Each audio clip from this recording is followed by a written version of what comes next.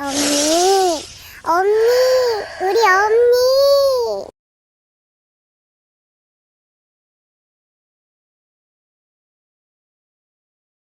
돌아온 사내. 남편이 내려온다는 소식은 기쁨보다 두려움이 먼저였다. 외수는 아이를 품에 안은 채 마당을 몇 번이나 오갔다. 가슴은 쿵쿵 뛰었고 손바닥에는 식은땀이 맺혔다. 서울에서 온다는 말 한마디에 집안 공기가 달라졌다. 시어머니는 평소보다 말수가 줄었고 집은 쓸데없이 말끔해졌다. 외수는 아이의 얼굴을 여러 번 들여다보았다. 숨은 쉬고 있었지만 여전히 약했다. 너무 약해서 남편에게 보여도 되는지조차 알 수 없었다. 해질 무렵 대문이 열렸다. 낯익으면서도 낯선 사내가 들어섰다. 외순의 남편이었다. 검은 학생복, 마른 얼굴, 어딘가 더 어른이 되어 있었다. 그러나 그 눈빛에는 여전히 외순이 알지 못하는 거리감이 있었다. 왔어. 그 한마디에 외순은 고개를 깊이 숙였다. 그는 외순을 똑바로 보지 못하고 방 안으로 들어갔다. 아이는 아랫목에 누워 있었다. 남편은 천천히 다가와 아이를 내려다보았다. 그 순간 외순은 그의 숨이 잠시 멎는 것을 느꼈다. 기대와 두려움이 동시에 그의 얼굴을 스쳐갔다가 이내 굳어졌다. 아이는 울지 않았다. 힘없이 가쁜 숨만 쉬고 있었다. 남편은 한참을 말없이 서 있었다. 외수는 그 침묵이 너무 길어 견딜 수 없을 것 같았다. 아이는 살아있어. 외순이 먼저 입을 열었다. 남편은 고개를 끄덕였다. 그러나 그 눈에는 기쁨이 없었다. 연민조차 없었다. 고생 많았어. 그 말은 위로처럼 들렸지만 마음이 담겨 있지는 않았다. 잠시 후 남편은 조용히 말했다. 이 아이 사람 되긴 힘들겠어. 그 말은 칼처럼 외순의 가슴을 베었다. 외순은 아무 말도 하지 못했다. 아니, 할 수가 없었다. 남편은 한숨을 내쉬며 덧붙였다. 만일 아이가 잘못되거든 그때는 나한테 미련 두지 말고 떠나도 좋소. 그 말은 허락처럼 방관처럼 들렸다. 외순의 귀에는 버려도 된다는 말로만 남았다. 외순은 고개를 들었다. 아이를 끌어안은 채 남편을 바라보았다. 이 아이는 제 전부입니다. 그 말은 애원도 항변도 아니었다. 그냥 사실이었다. 남편은 대답하지 않았다. 그는 아이에게 더 이상 다가가지도 손을 대지도 않았다. 다음 날 아침 그는 짐을 챙겼다. 외수는 문간까지 따라 나왔다. 서울로 돌아가겠소. 그는 짧게 말했다. 외수는 묻고 싶은 말이 너무 많았지만 그중 어떤 것도 입 밖으로 나오지 않았다. 언제 다시 오시나요? 이 아이의 아버지이신가요? 저를 아직 아내로 생각하나요? 그러나 외수는 아무 말도 하지 않았다. 말을 붙잡아둘 수 없다는 것을 이미 알고 있었기 때문이다. 남편은 뒤돌아보지 않고 떠났다. 그의 발소리가 멀어질수록 외순의 마음도 함께 식어갔다. 외순은 아이를 품에 안고 마당에 서 있었다. 아이의 숨은 여전히 가늘었지만 끊어지지 않았다. 그날 외순은 알았다. 자신은 이미 남편 없는 아내가 아니라 아버지 없는 아이의 어머니가 되어버렸다는 것을. 그리고 그 사내는 다시 서울로 돌아간 것이 아니라 외순의 삶에서 조용히 사라져버렸다는 것을. 다시 서울로. 남편이 떠난 뒤 집은 이상하리만치 조용해졌다. 소리가 사라진 것이 아니라 외순에게 말을 걸어오던 기척 자체가 끊긴 듯했다. 상경했다는 말은 그저 한 문장이었다. 그러나 그 문장은 외순과 아이를 이 집에서 고아로 만들기에 충분했다. 아침이 되어도 아무도 외순을 부르지 않았다. 밥상에 이름이 오르지 않았고 아이의 안부를 묻는 이도 없었다. 외순은 스스로 일어나 스스로 불을 지피고 스스로 아이를 씻겼다. 남편이 떠난 뒤 외순은 며느리가 아니라 붙어있는 존재가 되었다. 있어도 없는 사람, 말해도 들리지 않는 사람. 시어머니의 눈길은 더 차가워졌다. 아이를 바라볼 때면 한숨이 먼저 나왔다. 숨이나 붙어있을지. 그 말은 혼잣말처럼 흘러나왔지만 외순의 귀에는 또렷이 박혔다. 외순은 대꾸하지 않았다. 아이의 귀에 그 말이 닿을까봐 더 꽉 안았을 뿐이다. 밤마다 외수는 서울을 떠올렸다. 남편이 있는 곳, 그러나 외순과 아이는 부르지 않는 곳. 편지는 이미 한 통을 보냈지만 답은 오지 않았다. 기다림은 점점 체념으로 바뀌었다. 기다린다는 말조차 사치가 되었다. 사람들은 수군거렸다. 사내가 다시 내려오겠냐? 아이는 오래 못 갈 텐데. 외수는 그 말들을 듣지 않으려 했다. 그러나 말은 늘 아이보다 먼저 숨을 쉬었다. 그날 밤 아이의 숨이 유난히 가빴다. 외수는 아이를 가슴에 붙이고 밤을 지새웠다. 아버지는 서울로 갔고 우리는 여기 남겨졌다. 그 사실이 외순의 삶을 갈라놓았다. 돌아갈 길도 기댈 곳도 없었다. 외수는 더 이상 아내가 아니었다. 그러나 어머니라는 이름은 더 또렷해졌다. 남편의 상경은 끝이 아니라 선언이었다. 외순과 아이는 이제 세상과 홀로 맞서야 할 존재가 되었다. 그날 이후 외순의 하루는 더 단단해졌고 아이의 숨소리는 더욱 소중해졌다. 서울로 간 것은 남편이었지만 버려진 것은 외순과 아이였다. 기적. 아이의 숨은 여전히 약했지만 어느 날부터인가 조금 달라지기 시작했다. 외수는 그 변화를 가장 먼저 느꼈다. 매일같이 아이의 가슴에 손을 얹고 살았으니 그 미세한 차이를 놓칠 리 없었다. 숨이 끊어질 듯 하다가도 이제는 한 박자 더 이어졌다. 가슴이 오르내리는 폭이 아주 조금 넓어졌다. 외수는 아이의 얼굴을 오래 들여다보았다. 여전히 창백했지만 전처럼 푸르스름하지는 않았다. 입술에도 희미하게나마 혈색이 돌았다. 기적이라 부르기에는 너무 작았고 희망이라 하기에는 여전히 불안했지만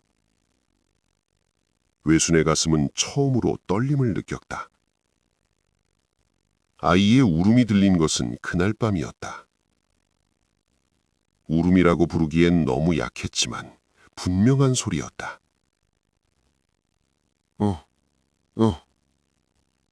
외수는 그 소리에 그대로 주저앉았다. 두 손으로 입을 막고 숨을 삼켰다. 울었다. 이 아이가 울었다. 그 울음은 배고픔도 고통도 아닌 살겠다는 소리처럼 들렸다. 외수는 아이를 안고 밤새 말을 걸었다. 이름도 없이 약속도 없이 그저 숨을 이어가 달라고 속삭였다. 그래. 살아야지. 며칠이 지나자 아이의 눈이 또렷해졌다. 외순을 바라보는 시선이 생겼다. 그 눈빛은 아직 세상을 몰랐지만 분명히 붙잡고 있는 눈이었다. 동네 아주머니가 아이를 보고 말했다. 이 애 생각보다 버티네. 그 말은 놀라움이었지만 외순에게는 확신처럼 들렸다. 버티는 게 아니라 살아가는 거야. 아이의 손가락에 힘이 생겼다. 외순의 손을 붙잡았다. 그 작은 힘이 외순의 삶을 단숨에 끌어당겼다. 외순은 처음으로 아이의 미래를 떠올렸다. 아주 멀고 희미한 그림이었지만 그림자처럼 존재했다. 걸을지도 모른다. 말을 할지도 모른다.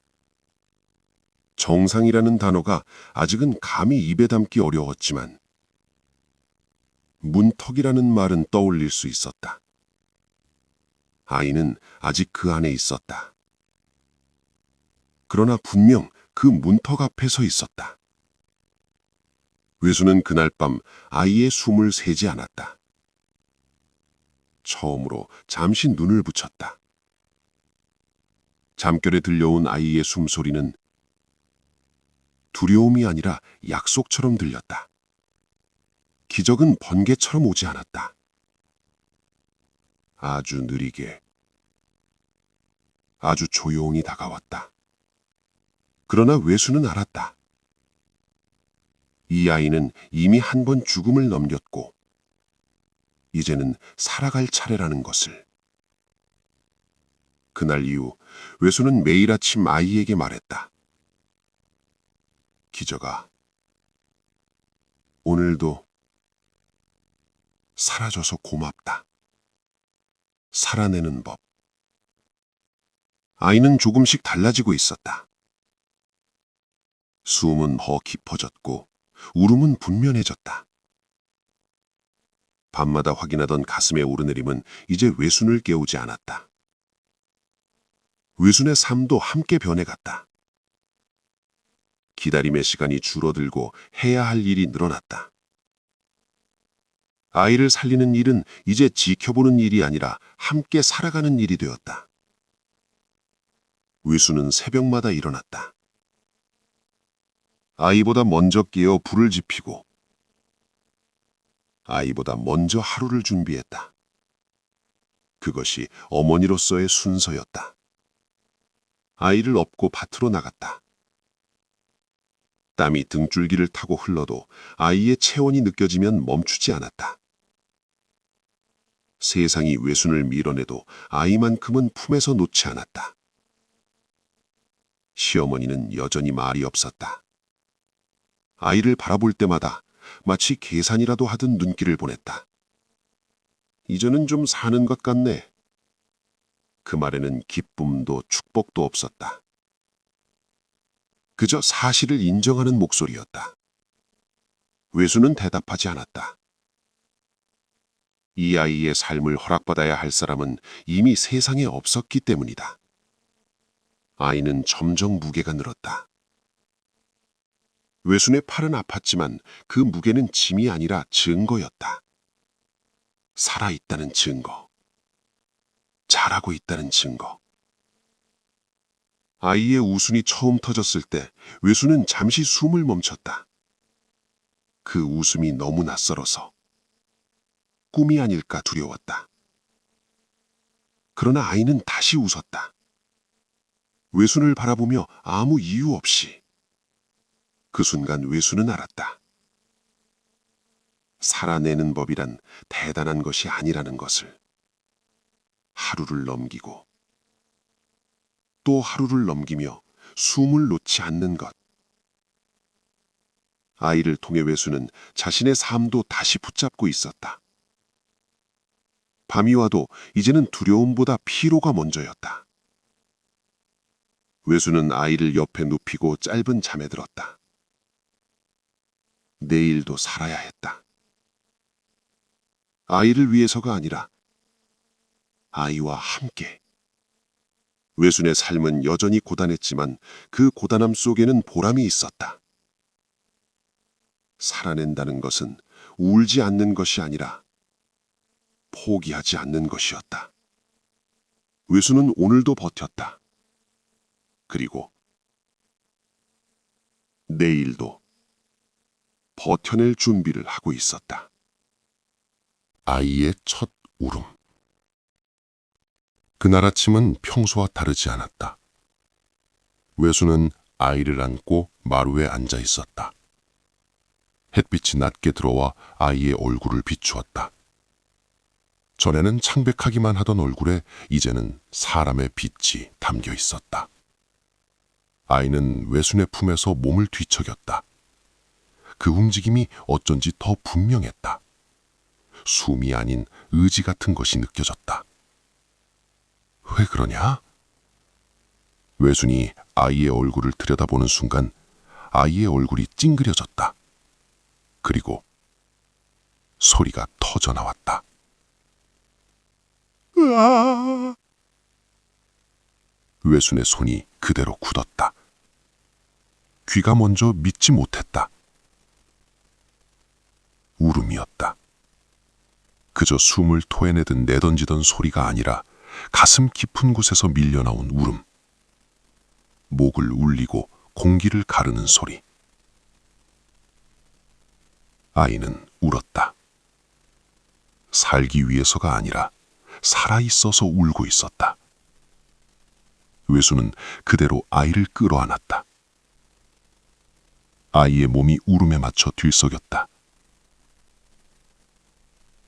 가슴이, 배가, 온몸이 울고 있었다.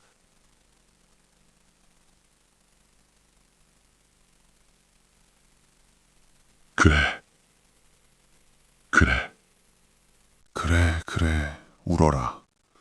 외순의 목소리는 떨렸고 눈물은 참을 새도 없이 흘러내렸다. 그 울음은 길지 않았지만 외순의 인생에서 가장 긴 순간이었다. 아이는 울음을 멈춘 뒤 외순의 얼굴을 바라보았다. 눈이 또렷했다. 전에는 스쳐 지나가던 시선이 아니라 분명히 외순을 찾는 눈이었다. 마. 외수는 숨을 들이마시다 멈췄다. 세상이 멎은 것 같았다. 지금 뭐라 했니? 아이는 다시 입을 움직였다. 혀가 서툴렀고 소리는 흐렸지만 그 뜻만큼은 분명했다. 마. 그 한마디에 외순의 무릎이 풀렸다. 어머니라는 말은 누군가 불러주어야 비로소 완성되는 이름이라는 것을 외수는 그때 알았다. 외수는 아이를 꼭 안고 아무 말도 하지 못했다. 말을 하면 이 순간이 깨질 것 같았다. 아이의 체온은 따뜻했고 숨은 고르고 깊었다. 이제는 세지 않아도 될 만큼. 마루 끝에서 시어머니가 그 모습을 바라보고 있었다. 아무 말도 하지 않았지만 잠시 눈길이 멈췄다. 그날 이후 아이의 웃음은 집안을 채웠다. 마당에 햇빛이 드는 날이면 아이는 손을 뻗었다. 외수는 처음으로 아이의 내일을 두려움 없이 그려보았다. 기적은 끝난 것이 아니었다. 기적은 이제 시작이었다. 그날 외수는 속으로 조용히 말했다. 살아줘서 고맙다. 나를 엄마라 불러줘서 더 고맙다. 아이의 첫 울음은 외순의 삶을 다시 태어나게 했다. 그리고 그날 희미하던 희망의 불씨는 꺼지지 않을 불꽃이 되었다. 6.25 전쟁. 1950년 여름은 예고 없이 무너져 내렸다. 하루아침에 세상이 갈라졌고 사람들의 삶은 방향을 잃었다. 전쟁이라는 말은 먼 이야기였다. 라디오 속에서 흘러나오는 서울 소식은 남의 일처럼 들렸다. 그러나 어느 날 피난민의 행렬이 마을길을 덮치면서 그 말은 현실이 되었다. 짐을 이고 지고 아이를 업은 사람들. 눈에는 집이 아니라 살아남아야 할 오늘만이 담겨 있었다. 외수는 그 행렬을 바라보다가 문득 서울을 떠올렸다. 남편이 있는 곳. 심장이 철렁 내려앉았다. 그날 이후 외수는 매일 라디오 앞에 섰다. 전선이 밀리고 도시가 함락되었다는 소식이 이어졌다. 서울이라는 지명이 들릴 때마다 외순의 가슴은 찢어질 듯 아팠다. 아이는 이미 걷고 말을 하고 있었다. 전쟁은 아이의 성장조차 기다려주지 않았다. 피난 명령이 떨어졌을 때 외수는 아이의 손을 꼭 잡았다. 엄마 손 놓지 마라. 아이의 손은 따뜻했고 그 따뜻함이 외순을 움직이게 했다. 포성이 들렸고 하늘은 갈라지는 소리를 냈다. 밤이면 불빛 하나 켜지 못했다. 울음은 죄였고 소리는 위험이었다. 외수는 아이의 입을 손으로 막고 자신의 숨마저 죽였다. 살아야 한다. 그 생각 하나로 발을 옮겼다. 전쟁은 끝이 없을 것처럼 이어졌다. 굶주림과 추위, 공포가 일상이 되었다. 그러나 외수는 쓰러지지 않았다. 아이는 외순의 이유였고 외수는 아이의 방패였다. 전쟁이 휴전으로 기울었을 즈음 외수는 남편의 소식을 찾아 나섰다. 서울, 연희전문. 이름을 아는 사람을 찾아다녔다. 피난소, 군부대, 행정소, 편지와 서류를 들고 사람들을 붙잡았다. 이 사람을 아십니까? 살아있다는 말이라도. 그러나 돌아오는 대답은 늘 같았다. 모릅니다. 명부에 없습니다. 전쟁통이라. 그 말들은 칼날처럼 외순의 마음을 닳게 했다. 어떤 이는 말했다. 전쟁 나면 소식 없는 게 제일 무서운 법이요. 외수는 그 말에 고개를 끄덕일 수 없었다. 소식이 없다는 것은 기다릴 이유가 남아있다는 뜻이었기 때문이다. 전쟁은 끝났지만 외순의 기다림은 끝나지 않았다. 남편의 이름은 명단 어디에도 없었다. 사망 통지도 생존 확인도 없었다. 서울은 폐허가 되었고 기억들은 잿더미처럼 흩어졌다. 외수는 다시 아이의 손을 잡았다. 아이는 어른이 되어가고 있었다. 아버지는 어디 있어? 그 질문에 외수는 한참을 침묵했다. 멀리 계신다. 그 말은 거짓이었지만 아이를 지키기 위한 진실이었다. 전쟁은 많은 것을 앗아갔다. 집도, 사람도, 소식도. 그러나 외수는 잃지 않았다. 아이의 손, 그리고 살아가야 할 이유. 남편은 전쟁 속으로 사라졌고 외수는 그 빈자리를 안고 살아가야 했다. 그날 이후 외수는 기다림마저 삶의 일부로 받아들였다. 6.25 전쟁은 끝났지만 외순의 전쟁은 아직 끝나지 않았다. 행방불명된 남편. 전쟁이 끝났다는 말은 외순에게 끝을 뜻하지 않았다. 그 말은 오히려 시작되지 못한 시간의 다른 이름이었다. 휴전선이 그어지고 사람들은 집으로 돌아갔다. 무너진 마을에 새 기둥이 세워지고 잿더미 위에 다시 밥 짓는 연기가 올랐다. 그러나 외순의 시간은 그 자리에서 멈춰 있었다. 남편의 소식은 끝내 오지 않았다. 전사 통지서도 없었고 생존 확인도 없었다. 어디에도 그의 이름은 없었다. 외수는 처음 몇 해를 찾는 세월로 살았다. 군부대, 관공서, 적십자, 실종자 명부. 아이의 손을 잡고 혹은 아이를 업은 채 사람들이 모여있다는 곳이면 어디든 찾아갔다. 연희 전문 다니던 학생이었습니다. 서울에 있다가 전쟁이 났습니다. 말은 점점 짧아졌고 설명은 점점 달아갔다. 사람들은 고개를 저었다. 전쟁통엔 흔한 일입니다. 기다리지 마시오. 그러나 외수는 기다림을 멈추지 못했다. 기다림을 놓는 순간 남편은 완전히 세상에서 사라질 것 같았기 때문이다. 아이에게 아버지를 어떻게 설명해야 할지 외수는 오래 고민했다. 아버지는 길을 잃으셨어. 그 말은 아이에게도 외순 자신에게도 유일하게 허락된 설명이었다. 세월은 흘렀다. 아이는 자랐고 외순의 등은 조금씩 굽었다. 라디오에서 전쟁 이야기가 나올 때면 외순은 손을 멈추고 귀를 기울였다. 신문에 실종자 명단이 실릴 때면 밤새 글자를 더듬었다. 그러나 이름은 끝내 나타나지 않았다. 기다림은 형태를 바꾸었다. 처음엔 돌아올지도 모른다는 기다림이었고 그 다음엔 어딘가 살아있을지도 모른다는 기다림이었다. 그리고 어느 순간부터는 이름만이라도 남아있기를 바라는 기다림이 되었다. 외수는 제가 하지 않았다. 사람들은 수없이 말했다. 이제는 포기할 때도 됐어. 여자 인생이 아깝지 않소. 외수는 웃지 않았다. 울지도 않았다. 포기할 게 아닙니다. 그 말만 남겼다. 행방불명이라는 말은 죽음보다 더 길고 생존보다 더 잔인했다. 끝이 없었고 기댈 결론도 없었다. 외수는 살아냈다. 아들을 키우고 밥을 짓고 하루를 넘기며 그 속에 남편은 항상 없는 듯 있는 사람으로 남아 있었다. 70여 년이 흘렀다. 외순의 머리는 희어졌고 손은 가늘어졌다. 그러나 기억 속의 남편은 여전히 젊은 얼굴로 떠나던 그날의 뒷모습으로 남아 있었다. 외수는 이제 찾지 않았다. 묻지도 않았다. 다만 가끔, 아주 가끔 혼잣말처럼 말했다. 어디에 있든 당신 목까지 아이는 잘 키웠소. 행방불명이라는 세월은 외순의 삶을 장식했지만 그를 무너뜨리지는 못했다. 그는 돌아오지 않았고 외수는 떠나지 않았다. 그렇게 한 사람은 전쟁 속에 남았고 한 사람은 세월을 건너 끝까지 살아남았다. 피로 쓴 세월. 세월은 달력으로는 흐르지만 외순에게는 몸으로 지나갔다.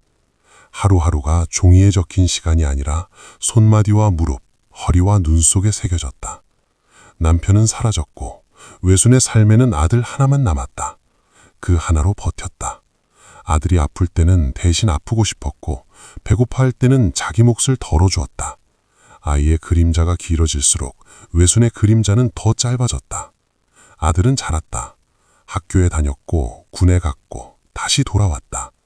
그 모든 시간 속에서 외수는 늘 같은 자리에 있었다. 기다리는 자리. 혹시나 하는 마음은 버릴수록 더 단단해졌다.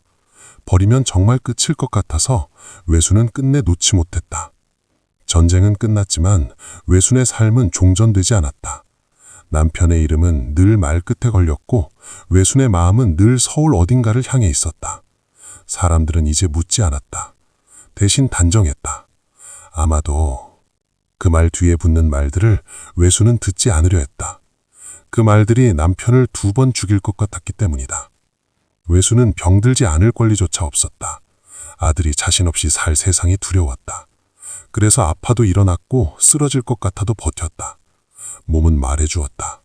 손에는 굳은 살이 사라질 날이 없었고 발바닥에는 피멍이 들고 빠지기를 반복했다. 그 세월은 피로 쓴 것이었다. 땀도 눈물도 모자라 몸을 내주지 않고는 견딜 수 없는 시간. 밤이면 외수는 늘 같은 꿈을 꾸었다. 대문 앞에 서 있는 사내, 부르지 않아도 돌아온 사람. 그러나 꿈에서 깨어나면 늘 같은 자리, 같은 침묵. 아들은 장성하여 자기 삶을 꾸렸다. 외수는 기뻤다. 그러나 그 기쁨에는 늘 미안함이 함께 섞여 있었다. 나 때문에 네가 짐을 졌구나. 그러나 아들은 말했다. 엄마, 내가 엄마 때문에 산 거야. 그 말 한마디에 외수는 또 몇 해를 버틸 수 있었다. 70여 년, 외수는 한 사람의 아내로 살았고 한 사람의 어머니로 남았다. 남편은 끝내 돌아오지 않았다. 그러나 외순의 삶에서 그는 단 한 번도 떠난 적이 없었다. 기다림은 습관이 되었고 그 습관이 삶이 되었다. 피로 쓴 세월은 외순을 강하게 만들었지만 부드럽게 늙게 하지는 않았다. 그럼에도 외순은 원망하지 않았다. 그저 말했다. 기다린 게 아니라 살아낸 거다. 그 말 속에 외순의 인생이 모두 담겨 있었다. 꺾인 날개. 아들은 어느새 어른이 되어 있었다. 외순이 등에 업고 밭을 오가던 나이는 말수가 적고 눈빛이 고든 청년이 되었다. 어릴 적 허약하던 흔적은 사라지고 몸은 단단해졌고 마음은 더 단정해졌다. 아들은 하늘을 올려다보는 버릇이 있었다. 마을 위로 지나가는 비행기 소리만 들리면 일손을 멈추고 한참을 서 있었다. 엄마, 나는 하늘을 지키는 사람이 되고 싶어. 외수는 그 말을 들을 때마다 가슴 한켠이 저릿해졌다. 꿈을 품을 수 있다는 사실이 고마웠고 그 꿈이 너무 높아 혹여 꺾일까 두려웠다. 공군 사관학교. 아들이 처음 그 말을 꺼냈을 때 외수는 아무 말도 하지 못했다. 기뻐해야 할지 말려야 할지 알 수 없었다. 아들은 밤마다 책을 보았다. 전쟁 이야기, 비행 이야기, 나라를 지킨다는 말이 적힌 글들. 외수는 그 옆에서 조용히 바느질을 하며 아들의 숨소리를 들었다. 이 아이는 이제 나보다 큰 세상으로 가려는구나. 원서를 넣던 날 아들의 얼굴에는 처음 보는 설렘이 있었다. 외수는 아무 말 없이 아들의 등을 토닥였다. 며칠 뒤 부르지 않은 소식이 먼저 찾아왔다. 연좌대상입니다. 그 말은 서류 위에 한 줄이었지만 아들의 인생을 가르는 칼날이었다. 아버지의 행방불명, 전쟁 중 사라진 사람. 그 기록은 불분명이라는 이유로 아들의 앞길을 막았다. 아들은 한참을 말없이 앉아 있었다. 서류를 쥔 손이 떨렸지만 울지는 않았다. 엄마, 나는 아무 잘못도 안 했는데. 그 말에 외순의 가슴이 무너졌다. 아들의 잘못이 아니었다. 아버지의 죄도 아니었다. 그저 사라졌다는 이유 하나로, 피가 이어졌다는 이유 하나로 아들은 신문당하듯 삶을 제한당했다. 외수는 처음으로 자신의 기다림을 원망했다. 그날 기다리지 말았어야 했나? 이 아이에게 짐을 남긴 건 아닐까? 아들은 밤에 밖으로 나가 하늘을 오래 바라보았다. 비행기 소리는 들리지 않았고 하늘은 너무 멀었다. 괜찮아. 아들은 그렇게 말했다. 그러나 그 말은 외순을 위로하지 못했다. 그날 이후 아들은 꿈에 대해 말하지 않았다.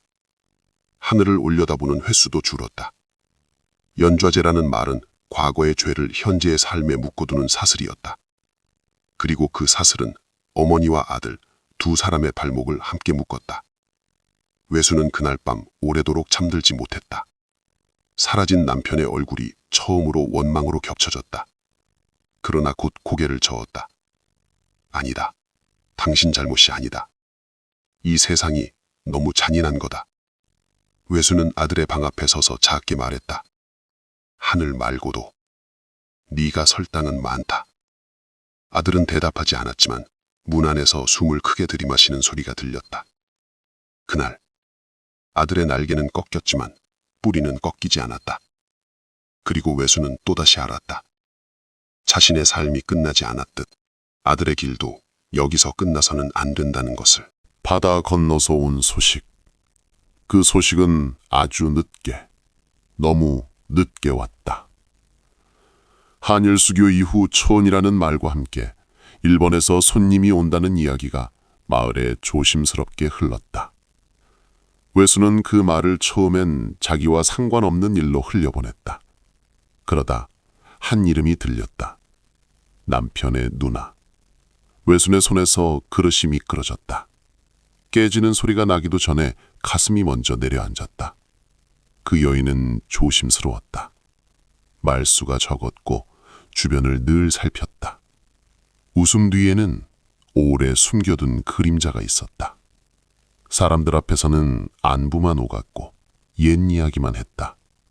그러나 밤이 되자 방 안에 단둘이 남았을 때 그 여인은 낮은 목소리로 입을 열었다. 외순아. 그 한마디에 외순의 눈이 먼저 젖었다. 동생 소식이다. 외순은 숨을 삼켰다. 70여 년을 기다려온 말이었다. 그러나 그 말은 기쁨의 문장이 아니었다. 북쪽에 있다. 그 말은 칼날처럼 짧았다. 북한. 그 두 글자는 말하지 말아야 할 단어였고 들어서는 안 될 세계였다. 전쟁통에 흘러가다 글이 됐다. 여인은 말을 아꼈다. 벽에도 귀가 있다는 것을 너무 잘 알고 있었다. 외수는 아무 말도 하지 못했다. 살아있다는 말과 다시 만날 수 없다는 말이 한 문장 안에 함께 들어 있었다. 재혼했다. 외순의 손이 떨렸다. 아들이 하나 있고 딸이 둘 있다. 그 말은 외순의 가슴을 찢어 놓았다. 원망도 분노도 한꺼번에 밀려왔지만 끝내 소리로 나오지는 않았다. 탄광에서 일한다. 초총련 쪽에 이름이 올라있다. 그 말들은 연좌제라는 단어와 함께 공기처럼 방안을 눌렀다. 쉬쉬해야 할 이야기. 알고도 모르는 척 해야 할 진실. 외수는 고개를 숙였다. 눈물은 떨어지지 않았다. 눈물은 이미 오래전에 말라 있었다. 그래도 살아는 있구나. 그 말이 외순이 할 수 있는 전부였다. 남편은 다른 나라에서 다른 이름으로 다른 가족과 함께 다른 삶을 살고 있었다. 외수는 그 사실을 원망할 자격이 없다는 듯 가슴에 묻었다. 살았다는 것만으로도 다행이다. 그날 밤 외수는 처음으로 기다림을 내려놓았다. 기다림은 희망이었고 동시에 족쇄였다. 이제는 기다릴 사람이 아니라 기억할 사람만 남았다. 아들에게는 말하지 않았다. 연좌제라는 사슬이 다시 조여올까 두려웠다. 외수는 혼자만 알고 있기로 했다. 남편은 전쟁에 죽은 것도 아니고 돌아올 사람도 아니었다. 그는 시대에 흩어져 다른 삶이 되어버린 사람이었다. 외수는 그날 이후 남편의 이름을 마음속에서만 불렀다. 잘 살았으면 됐다. 그 말은 용서도 아니고 화해도 아니었다. 70여 년의 세월, 그리고 남겨진 온기. 70여 년이라는 시간은 한 사람의 생애를 모두 덮고도 남는 세월이었다. 외수는 그 시간을 기다림과 침묵 그리고 견딤으로 살아냈다. 남편은 끝내 돌아오지 않았고 그의 소식은 살아있음조차 입 밖에 낼 수 없는 그림자 같은 진실로 남았다. 사람들 앞에서 외수는 항상 말수가 적은 여인이었고 속내를 묻는 질문에는 늘 고개를 숙이며 웃는 법을 택했다. 그러나 그 오랜 세월 속에서도 외순에게 단 하나의 위안이 있었다. 아들이었다. 죽음의 문턱에서 태어나 숨이 끊어질 듯 울던 그 아이는 어느새 외순의 하루가 되었고, 세월이 흐르자 외순의 삶 전체가 되었다. 아들은 어머니의 등을 보며 자랐다. 새벽마다 찬물에 손을 담그던 모습, 밤마다 숨을 고르며 아들의 숨결을 살피던 그 시간을 말없이 기억해왔다. 그래서였을까? 아들은 효도를 말로 하지 않았다. 대신 몸으로, 시간으로, 삶으로 갚았다. 비 오는 날이면 먼저 우산을 들었고, 외손의 기침소리에는 밤중이라도 일어나 물을 태웠다. 늙은 손이 떨릴 때면 아무 말 없이 그 손을 감싸주었다. 외손은 그 손을 붙잡고 있을 때마다 비로소 살아온 세월이 전부 헛되지는 않았다는 생각을 했다. 고단했던 삶, 처절했던 날들, 말하지 못한 비밀들 속에서도 아들 하나만은 지켜냈다는 사실. 그 사실이 외순에게는 남편의 부재를 견디게 한 힘이었고, 역사의 폭력 속에서도 무너지지 않게 해준 마지막 버팀목이었다. 외순은 더 이상 행복이라는 말을 입에 올리지 않았다. 다만 아들의 숨소리가 들리는 밤이면 조용히 눈을 감고 생각했다. 이만하면, 이만큼이면 살아낼 만한 인생이었다고. 그렇게 외순의 남은 시간은 아들의 극진한 효도 속에서 조용한 위안으로 흘러가고 있었다.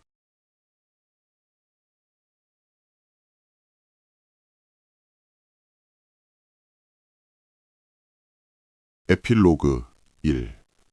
엄니, 우리 엄니. 나는 내 어머니의 이름을 사람들 앞에서 불러본 적이 없다. 세상은 늘 아버지의 이름으로 가문을 불렀고, 남편의 이름으로 여인을 기억했다. 어머니는 그저 누군가의 아내, 누군가의 어머니로 살아온 사람이었다. 하지만 나에게 어머니는 세상의 중심이었다. 어머니는 아무도 기억해주지 않는 날들을 하루하루 버텨냈다. 젊은 나이에 남편을 잃고도 울 권리조차 허락되지 않았고, 아이 하나 품에 안고 세상의 모진 시선을 등으로 막아냈다. 나는 어머니가 밤마다 내 숨을 확인하던 것을 안다. 잠든 척한 채 어머니의 손길을 느끼며 그 손이 떨리고 있다는 것도 알고 있었다.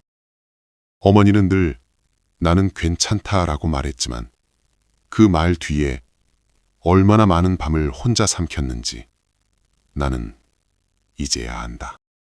전쟁이 아버지를 데려갔고, 시대가 어머니의 말을 빼앗았고, 가난이 어머니의 등을 굽게 만들었다. 그러나 그 어떤 것도 어머니가 나를 향해 내주던 마음만은 빼앗지 못했다. 나는 큰 사람이 되지 못했다. 어머니가 바라던 당당한 사람도 되지 못했다. 그저 끝까지 어머니 곁을 지킨 아들로 남았을 뿐이다. 그래서 나는 오늘도 어머니의 손을 잡고 속으로만 부른다. 엄니, 우리 엄니. 95세의 마지막 밤, 어머니의 숨은 바람처럼 가늘어졌다. 눈은 반쯤 감긴 채 어딘가 먼 곳을 바라보고 있었다. 그때 어머니의 입술이 아주 미세하게 움직였다. 아들아, 그동안 고마웠다. 그리고 잠시 후 한 번도 말하지 못했을 그 이름을 마침내 꺼내듯 어머니는 가느다란 눈물을 흘리며 속삭였다. 네 애미는 네 애비를 미치도록 보고 싶었단다. 그 말이 끝이었고 어머니의 시간도 그렇게 멈췄다. 나는 울지 않았다. 어머니가 평생 울지 못한 목까지 내가 대신 울고 싶었지만 차마 그러지 못했다. 다만 조용히 어머니의 손을 잡고 이렇게 말해 주었다. 엄니, 이제는 쉬셔도 됩니다. 이름 없이 살아온 수많은 어머니들과 함께. 그날 나는 깨달았다. 이 이야기는 외순 한 사람의 삶이 아니라 역사 속에서 말없이 사라진 이름 없는 어머니들의 헌사라는 것을. 그리고 그 모든 어머니들에게 이 말 한마디를 바치고 싶다. 엄니, 당신은 끝까지 사람이었습니다. 에필로그 2. 잘못된 정치, 나라가 바로 갔더라면. 만약에, 정말 만약에라는 말이 허락된다면 나는 어머니의 인생 앞에서 수없이 되뇌고 싶다. 만약 어머니가 친엄마의 그늘 아래서 조금 더 오래 살았더라면, 전 냄새가 채 가시기도 전에 세상을 등지는 일이 없었더라면, 만약 나라가 나라다웠더라면, 힘없는 백성의 딸들이 이름 대신 번호로 불리지 않았더라면, 17 소녀가 혼례로 공포를 피해 다니는 세상이 아니었다면, 만약 일제강점기가 없었더라면, 순사의 군화 소리에 마을이 숨을 죽이지 않아도 되었더라면, 어머니의 결혼이 피신이 아닌 사랑이었더라면, 만약 시댁의 어른이 친시어머니였다면, 차가운 눈 대신 애썼다는 말 한마디라도 건네받았더라면, 어머니의 어깨가 그토록 일찍 굽지는 않았을 것이다. 만약 6.25 전쟁이 없었더라면, 한 남자가 역사의 소용돌이에 휩쓸려 돌아오지 못하는 일도, 한 여인이 70년을 기다림으로만 살아내는 일도 없었을 것이다. 어머니의 삶에는 개인의 잘못이 없었다. 잘못된 것은 늘 시대였고 정치였고 나라였다. 나라가 바로 섰다면 어머니는 아내이기 전에 사람이었을 것이고, 어머니이기 전에 한 여인이었을 것이다. 그러나 역사는 어머니에게 선택지를 주지 않았다. 그저 견디라는 명령만 내렸을 뿐이다. 그럼에도 어머니는 도망치지 않았다. 분노 대신 아이를 품었고, 원망 대신 하루를 살아냈다. 그래서 나는 이 에필로그를 원망이 아닌 증언으로 남긴다. 이것은 한 어머니의 불운한 인생이 아니라 잘못된 정치가 어떻게 한 사람의 삶을 끝까지 흔들어 놓는가에 대한 증거다. 그리고 다시는 이런 만약이 다음 세대의 입에서 나오지 않기를 간절히 바란다. 나라가 바로 서면 어머니는 울지 않아도 되기 때문이다.